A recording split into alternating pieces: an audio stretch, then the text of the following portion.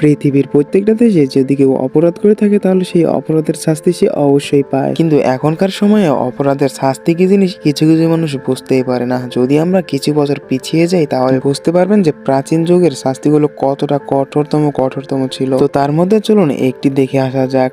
আর দেখার আগে চ্যানেলটিকে সাবস্ক্রাইব করুন, পেজ দিয়ে দেখলে ফলো করুন। পিয়ার অফ অ্যাঙ্গুইশ এই অস্ত্রটির ব্যবহার করা হয়েছিল সর্বপ্রথম ফ্রান্সে। পিয়ার অফ অ্যাঙ্গুইশ 1626 সালে একটি চোর একটি যুবতী নারীকে এই অস্ত্র দিয়ে হত্যা করেছিল। পরে যখন রাজা এই অস্ত্রটির ব্যাপারে জানে তখন রাজা ভাবে যে এই অস্ত্রটি শাস্তির কাজে ব্যবহার করব। এই শাস্তিটা দেওয়া হতো শিশু হত্যার জন্য, অবৈধ সম্পর্কের জন্য আর মিথ্যে বলার জন্য। ফ্রান্সে যদি কেউ মিথ্যে কথা বলে ধরা পড়ে যায় তাহলে সেই অস্ত্রটি তার মুখের মধ্যে ঢুকিয়ে দিয়ে নাটটিকে ঘোরানো হয়। যখন অস্ত্রটির নাট ঘোরানো হয় মুখের মধ্যে দিয়ে তখন এই অস্ত্রটি মাথা ফাঁক হয়ে যায়, ফলে মুখের মধ্যে বীভৎসভাবে যন্ত্রণা হতে শুরু করে, তাই পরে সে মারা যায়। আর ফ্রান্সে যারা শারীরিক সম্পর্ক করে ধরা পড়তো তাদের শাস্তিটা তো আরো কঠিনতম হতো। এটা মহিলাদের লজ্জাস্থানে ব্যবহার করা হতো আর পুরুষের মলদ্বারে, কিন্তু এর মধ্যে 95% মানুষই মারা গিয়েছেন, আর যে 5% লোক বেঁচে গিয়েছেন তাদের জীবনটা বেঁচে থেকেও নষ্ট, কারণ যে মিথ্যা কথা বলার পর এই শাস্তিটা পেয়েছে তার চিরজীবনের জন্য মুখটা নষ্ট হয়ে গিয়েছে। আর যারা নিজের যৌন চাহিদা মিটাতে গিয়ে যদি একবার কেউ ধরা পড়ে গিয়েছে তাদের জীবনটা তো